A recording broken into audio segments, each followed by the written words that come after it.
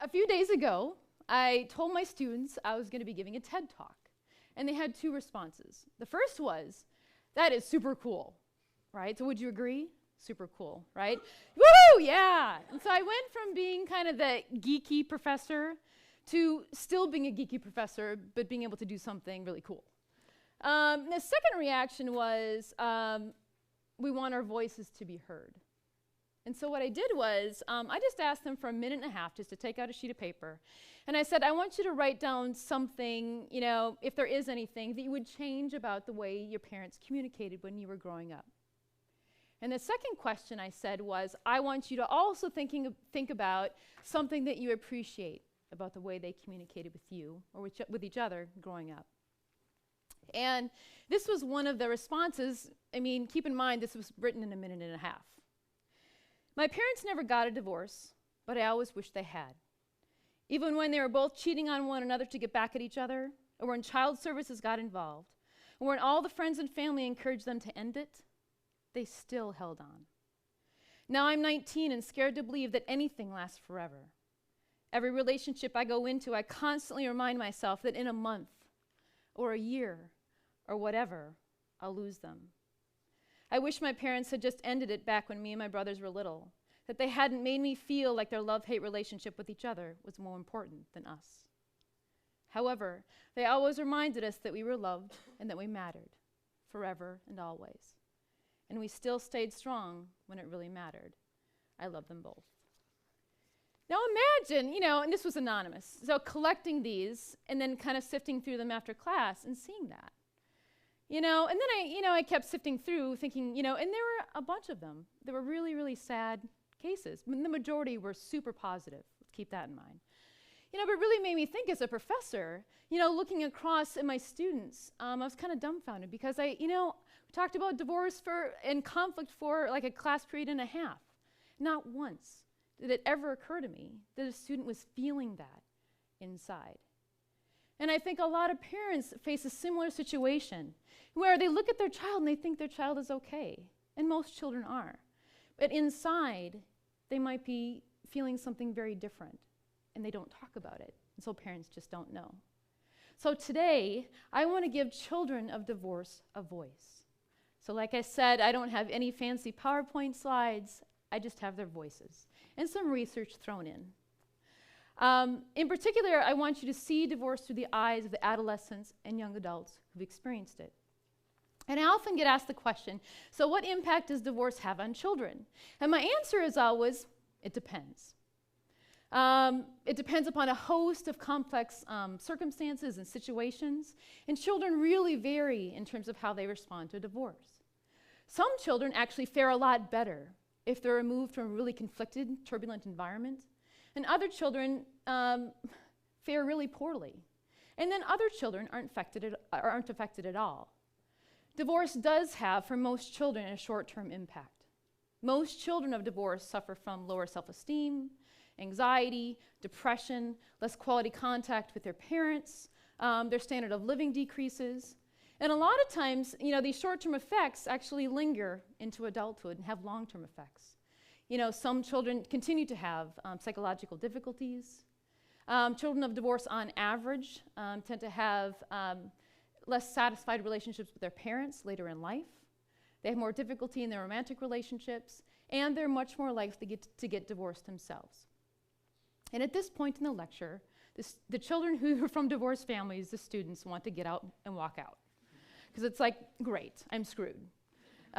Is there hope? And yes, there is. Because research actually shows that the differences, or the effect sizes, between children of divorce and children of parents who stay married are very small. Primarily because there's a lot of variance in how children respond to divorce. But what's really interesting, Paul Amato, who's a sociologist and one of my mentors, actually showed that these effect sizes, actually these differences, might be getting bigger, not smaller. He did a meta-analysis where he looked at hundreds of studies from the children whose parents were divorced in the 70s and 80s and 90s.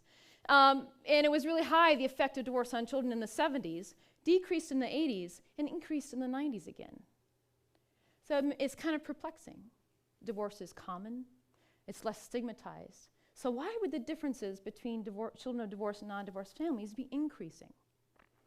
And Palamato, one of his suggestions was, well, maybe it's because the reasons for divorce are different than they used to be. When people got divorced in the 1970s, it was because there was a really bad marriage, right? Adultery, all these other things, and they really needed to get out of it. Today, people are getting divorced for personal happiness. And that could really bother children, right? That's not enough.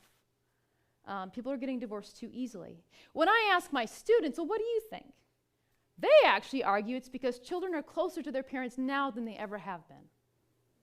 When I think about my generation, and I just turned 40, I'm going to admit it on the web. Woo, just turned 40, right?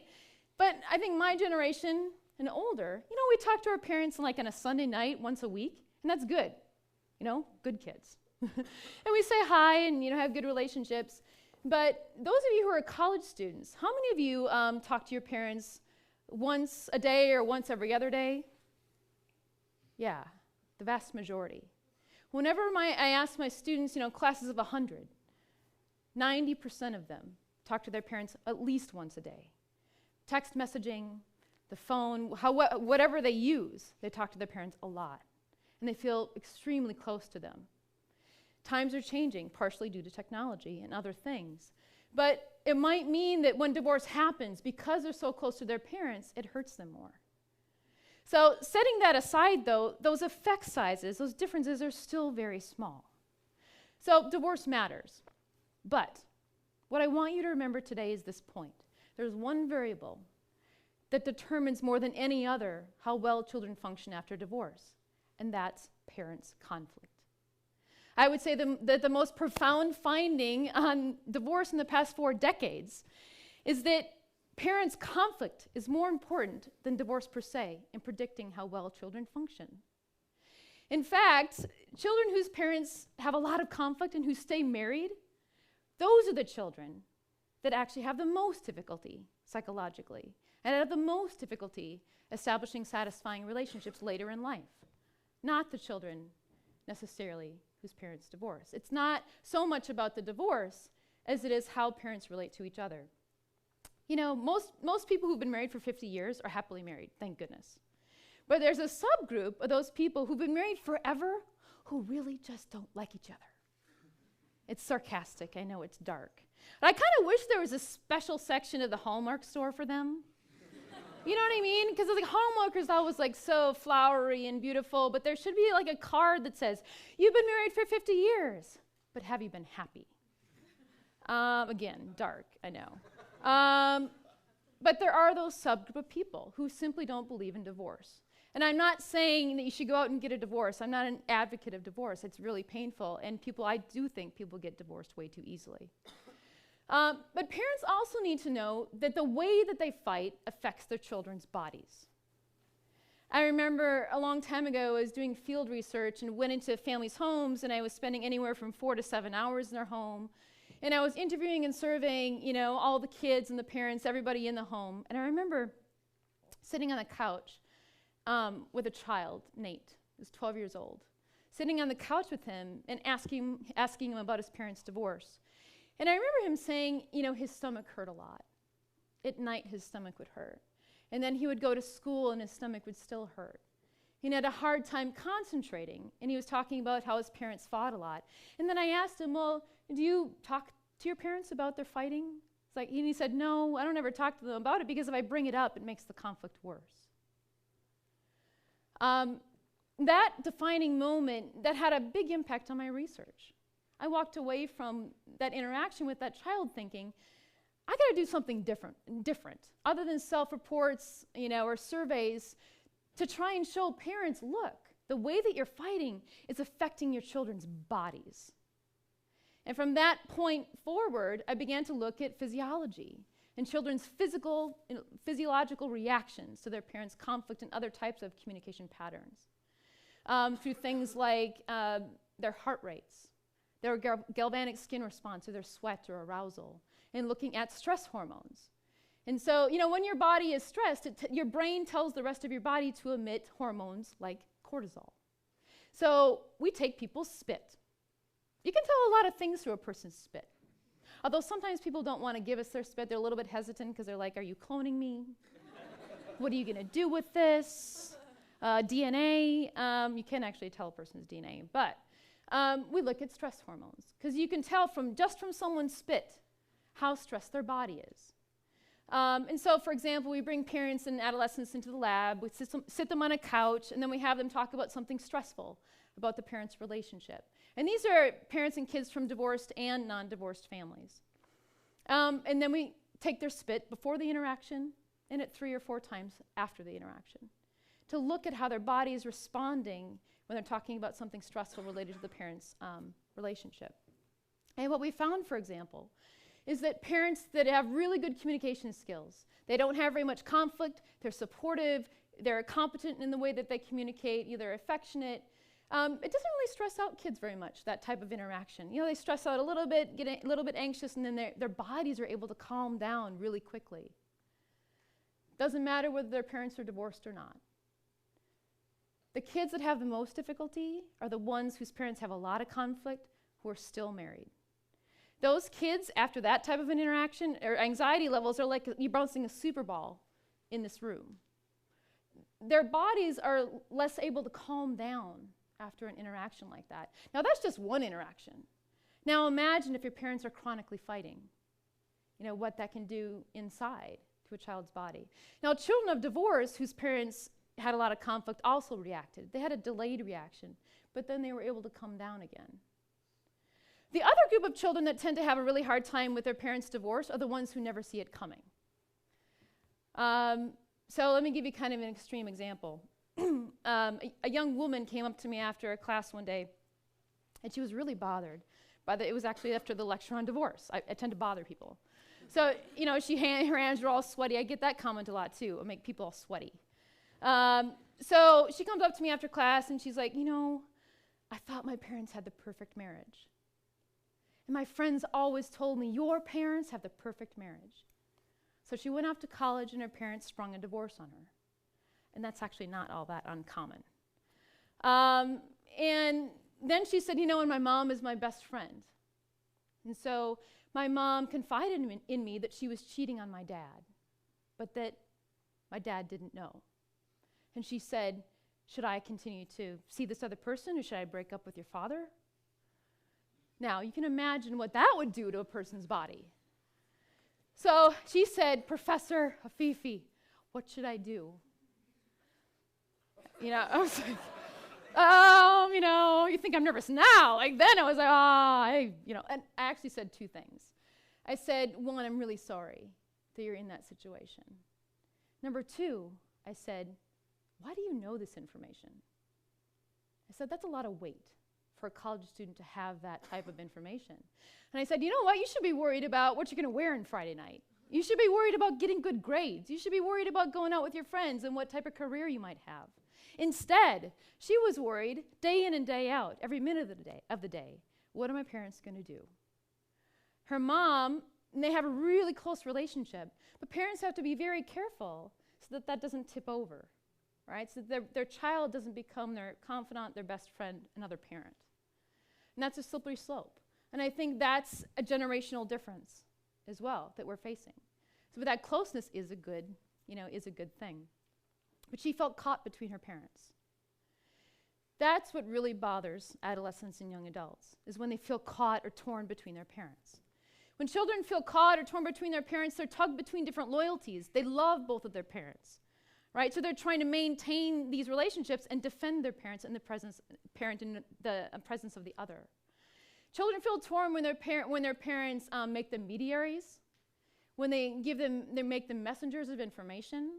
They ask them to relay information. They use inappropriate disclosures. And it could be very, very small things. So, for example, the dad says, can you just remind your mom that you have a dentist appointment on Tuesday? Easy, right? The child goes to the mom. Mom, Dad said I have a dentist appointment on Tuesday. And the mom's like, well, why didn't your dad just tell me that? Like, why doesn't your father ever talk to me? You tell your father he needs to talk to me more. It was a simple task. Turns into a child feeling caught.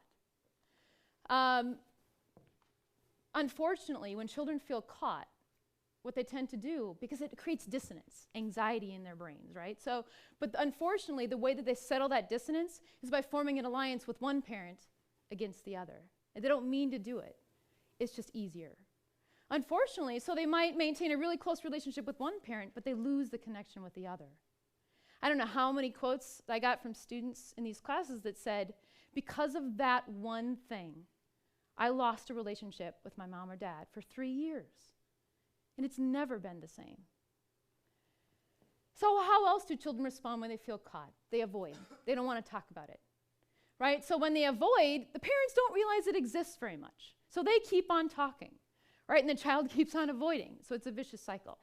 Sometimes the second reaction that they have is they become aggressive, right? They mimic their parents' conflict in return. The third thing they do is they directly confront their parents and say, look, like you need to keep me out of this. And that actually is the most effective for them. But they have to say it numerous times. But that only comes with age, because we tell our children, don't talk back to your parents, right? So they're not going to talk back to their parents usually. But as they age, they increase in their competence and their ability to, or they gain efficacy. They think they now have the ability to tell their parents, like, look, don't put me in the middle of it. So I wanted to end on a positive note, because I said I would. What can parents do? That's the big question. And I felt this talk today was really important because I want to give parents efficacy. What can they do? How can I feel like I can do something so that my children don't get put in the middle? You know, I think parents feel very frustrated because they feel like they can control their own actions, but they can't control the bad behavior of the other parent. Well, the first thing you need to do is, if you can cooperate, try and create rules between each other for how you're going to communicate to each other and to your children. And try to co-parent together. That's the best alternative. But if you've tried and tried and tried and that's not working, the parent continues to badmouth you, don't engage. Let go. Focus on your own behavior. Because time and time again, adolescents and young adults will tell you, I respected that. I could see what was going on. And my mom or my dad didn't go there. You know, when I said we had 2 little girls, one 6 and one 8, they squabble like sisters do, siblings do. So like one will come to me and say, you know, Mom, my sister keeps picking on me. And I say, well, what would happen if you didn't talk to her back? You know, really, what would happen if you didn't engage? Just don't fight back. She's going to get bored, right? Same thing happens with adults. If you don't engage, your behavior can actually affect the other behavior. Because it's not a game anymore. The second thing is to figure out where the emotions are coming from. Robert Emery, who is a clinician and a researcher who studies divorce, said, you know, sometimes parents, former spouses, are really angry at each other because they hate each other. And sometimes they're really angry at each other because they still love each other. So you have to figure out, why are you so angry? And then you have to figure out how to redefine your relationship. You're no longer married to each other. You're co-parents. So trying to figure out how you can go from spouses to co-parents effectively. And the last thing that I would recommend is trying to take away some of the emotion. In conflict in general, people tend to say the worst things that they regret when they're highly emotional. Highly angry, highly sad. So try and diffuse some of the emotions. Something very simple, for example, is to email the parent instead of talking to them face-to-face so much or via the phone. Email has its own issues, but it does tend to diffuse emotion. And the last and final point that I wanted to make to parents, the most important thing you can do is to listen to your child's voice. They may not say anything, but try and put yourself in your child's shoes and think of the long-term impact that this would have, and listen to their inner voice. Thank you.